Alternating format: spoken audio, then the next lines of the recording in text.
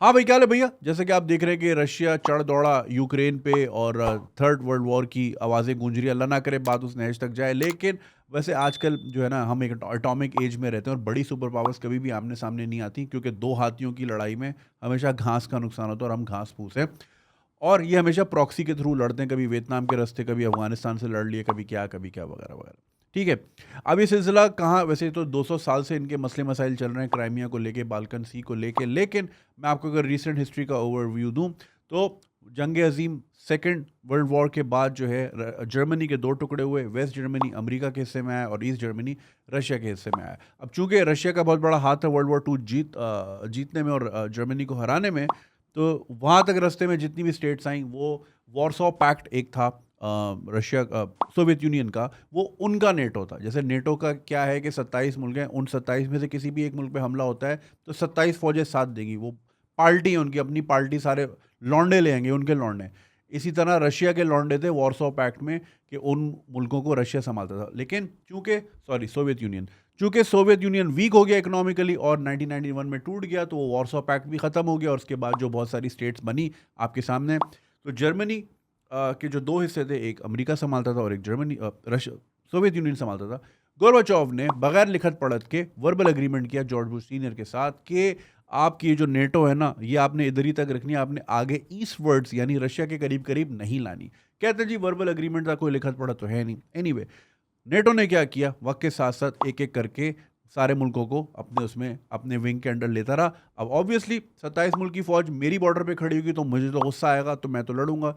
यही मसला प्यूटन का भी था कि यार आप करते करते करते यूक्रेन तक घुस गए। अब यूक्रेन की बॉर्डर पे अगर 27 फोर्सेज आ गई, मिलिट्री एक्सरसाइज के नाम पे तो वैसी डिवीजन उतार चुके हैं वहाँ पे। तो फॉर एग्जांपल, खैर इंडिया और पाकिस्तान तो है ही नेबर ना।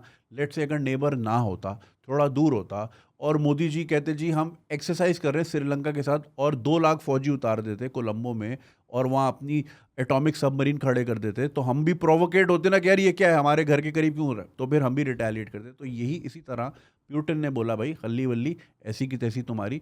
तो वो चढ़ दौड़ा बहुत अरसे से, उसको वो आइसोलेट भी कर रहे थे, G8 से भी निकाला, और दूसरी चीज़ें भी, सैंक्शंस की धमकियाँ। लेकिन अब का रशिया जो है ना, वो सोवियत यूनियन नहीं रहा है। अब वो इकोनॉमिक पावर है, उसके पास एक लेवरेज है।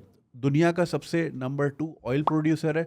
सऊदी अरब के बाद सबसे ज़्यादा ऑयल रशिया से निकलता है। बल्कि पिछले कुछ अरसों में जितनी भी फ्लक्चुएशन हुई है, ये काफ़ी, इसका एक टर्म है मैं भूल रहा हूँ, वो रशिया से जो है ना प्राइसेस ऊपर नीचे हो रही थी वहाँ की प्रोडक्शन के हिसाब से।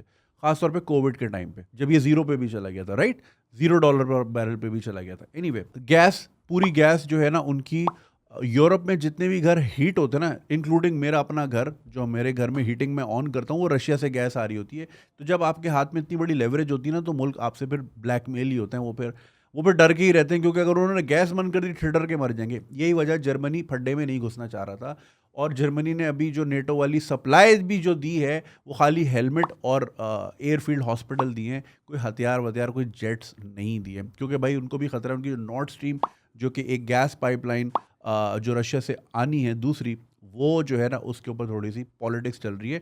And they don't want to lose gas, क्योंकि ज़ाहिर है अवाम अगर ठिठरेगी, गवर्नमेंट का गला पकड़ेगी, मुल्क में खाना जंगी हो सकती है। तो इसलिए रशिया से वो ज़रा डर डर के चल रहे हैं। अब का रशिया वो वाला रशिया नहीं रहा। उसके पास पैसा है, उसके पास लेवरेज है। सैंक्शंस लगाते हैं, खल्ली वल्ली लगाते जाओ, उनको कोई फ़र्क नहीं पड़ने वाला, क्योंकि वो अपने में एक बहुत बड़ी सुपर पावर तो है। दूसरी चीज़, स्विफ्ट कोड जो हम अपने देखते हैं ना, बैंक अकाउंट में हम स्विफ्ट कोड पहुँच देते हैं कि अगर भाई से पेमेंट मंगवानी हो, कहते हैं स्विफ्ट कोड क्या है, वो एक बैंकिंग नेटवर्क होता है। उससे भी रशिया हट चुका है, और वो और चाइना मिलकर अपना नेटवर्क बना रहे हैं। तो खल्ली वल्ली तुम लगाए जाओ सैंक्शन, हमारे अकाउंट फ्रीज करो। वो इस पे अगेन मुझे कोई 100% नॉलेज नहीं है, correct me if I am wrong. जो भी हो कमेंट में आप लोगों की वजाहत के लिए लिख सकते हैं। सो एनीवे, तो ये सारी प्रोवोकेशंस थी सबकी तरफ से। रशिया घुस चढ़ा कि भाई खल्ली वल्ली तुम कैसे कर सकते हो। अब यूक्रेन का सदर 27 मुल्कों को फ़ोन मिला रहा है, कोई फ़ोन नहीं उठा रहा। डबल टेक आ रहे हैं व्हाट्सएप पे, ब्लू टेक हो रहे हैं, रीड पे जा रहे हैं, कोई इसका जवाब नहीं दे रहा। तो ये अब गड़बड़ हुई है। वो कैप्चर कर लेगा, फिर वो अपना पपेट प्राइम मिनिस्टर वहाँ पे बिठा देंगे, प्रेसिडेंट बिठा देंगे, जो कि फिर उनकी पॉलिसी बोलेगा। सो बेसिकली इन्होंने खुद ही गिव अप कर दिया और आगे दे दिया। और बाल्कन सी का सारा झगड़ा था। और वैसे भी ग्लोबल वार्मिंग के बाद Arctic route is the new route of sea trading. So अभी क्या होता था कि इनका जो ईस्टर्न मोस्ट पोर्ट है, बड़ा लंबा सा नाम है, रशियन नाम नहीं याद होते, वहाँ से शिप निकलता था यूं करके साउथ चाइना सी से होते हुए अरेबियन सी के बाद वो यूरोप में घुसता था। अब वो सीधा ऊपर से घुस के डायरेक्ट फिनलैंड, डायरेक्ट स्वीडन में उनके जहाज़ जाएंगे। बड़े बड़े उन्होंने जहाज़ बना लिए हैं, आइस मेल्ट हो रही है, तो ग्लोबल वार्मिंग का भी फ़ायदा उठा रहे हैं। सो ये एज रशिया को अब मिलने जा रहे हैं, जिसकी वजह से दुनिया की तमाम सुपर पावर्स आर लाइक थोड़ी सी कंसर्न है कि यार ये बड़ी मोनोपोली हो जाएगी उनकी। तो डराने के टैक्टिक्स हैं, बेसिकली इसको कंट्रोलिंग टैक्टिक्स कहते हैं। सो इस तरह डराने की मगर पुतिन पुतिन है भाई, खल्ली वल्ली, वो फौजी आदमी है, नंबर 1 रहा है वो अपने मुल्क का, तो वो आप नहीं पंगा ले सकते इन लोगों से, समझ रहे हैं ना आप।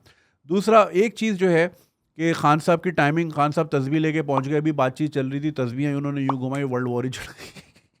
मजाक कर रहा हूँ, पीका ही ना लग जाए, पीके का टीका ना लग जाए, नहीं। लेकिन बात एक चीज़ कंसर्निंग है, एंड अगेन करेक्ट मी, जो लोग सियासी बसीरत रखते हैं, इन चीज़ों को समझते हैं, मेरी एजुकेशन के लिए और आवाम जो देख रही है उनकी एजुकेशन के लिए ज़रूर कमेंट में ये बातें कीजिएगा। मेरा ये कंसर्न है, पुतिन को पता था उसने हमला कब करना है, वो चाहता डेट चेंज करा लेता है, यार अभी हमारे यहाँ जंग छिड़ी है, फिर कभी आ जाना। भाई घर में होता है ना, मेहमान आ जाते हैं, दोस्त आ जाते हैं, आप कटा देते हो दूसरों को, क्या यार बाद में आना।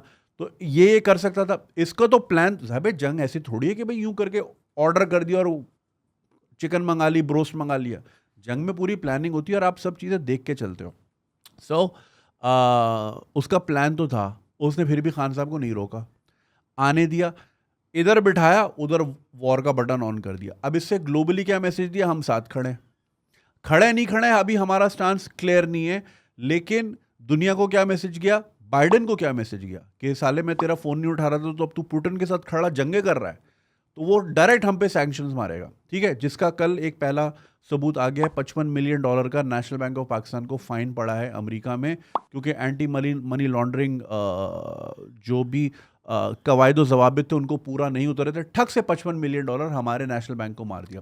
ये इनके तरीके होते हैं, टैक्टिक्स होते हैं। अब सैंक्शंस फलानी, कहीं हमारी मिलिट्री एड ना काट दें, कहीं हमारी दूसरी एड ना काट दें, ये तरीके होते हैं, पैसे से कंट्रोल होता है सब।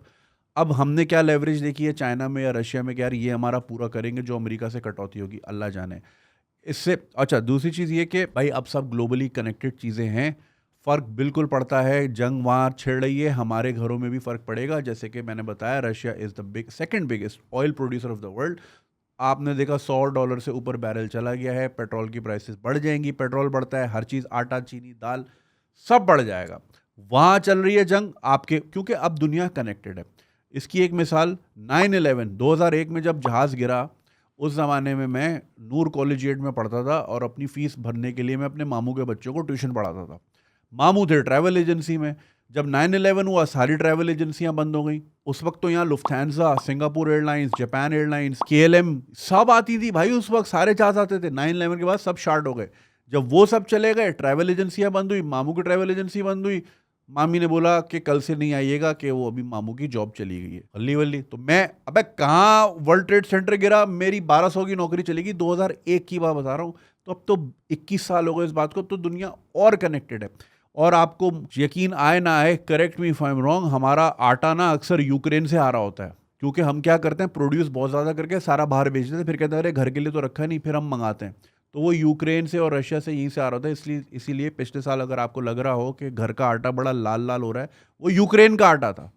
तो अगर वो आना बंद हो गया तो भाई फिर यहाँ आटा महंगा हो जाएगा, तो रोटी कहाँ से खाएंगे, पराठे कहाँ से खाएंगे। सो इसके ग्लोबल इम्पैक्ट्स होने हैं, हम पे भी होंगे, अल्लाह रहम करे। भाई पहले इतनी महंगाई है, 160 का पेट्रोल है, 12 बजे वो भाई सोया नहीं करो 12 बजे से पहले, क्योंकि फ़ौरन आएगी भाई पेट्रोल बढ़ गया, फ़ौरन बाइक लेके भागो, 12 बजे से पहले नहीं सोना। तो ये चल रही है सिलसिला। तो ये मेरी जितनी मेरी लिमिटेड नॉलेज थी, again this is not an absolute word, this is not the correct version of information. आप करेक्शन करना ज़रूर कीजिएगा, ताकि लोगों की नॉलेज हो, ताकि लोगों के अंदर भी अंडरस्टैंडिंग आए कि ये कॉन्फ्लिक्ट क्या है, क्यों चल रहा है, ये कहाँ जा रहा है, और इससे हमारी ज़िंदगियों में क्या असरात पड़ सकते हैं। सो अभी तक के लिए इतना ही। कल मैं शेयर करूँगा वर्ल्ड वॉर 3 के मीम्स। अबे मीम बाजी शुरू हो गई है इस पर, मीम बाजी फुल तेज़ी से चल रही है, तो उसके मीम्स मैं आपको दिखाऊँ कल। आज सोचा थोड़ी सीरियस बात कर ले, मजाक मस्ती कल कर लेंगे, पता नहीं फिर कल हो ना हो, न्यूक्लियर ही ना चल जाए, अल्लाह रहम करे। चलें जी, खुदा हाफिज़।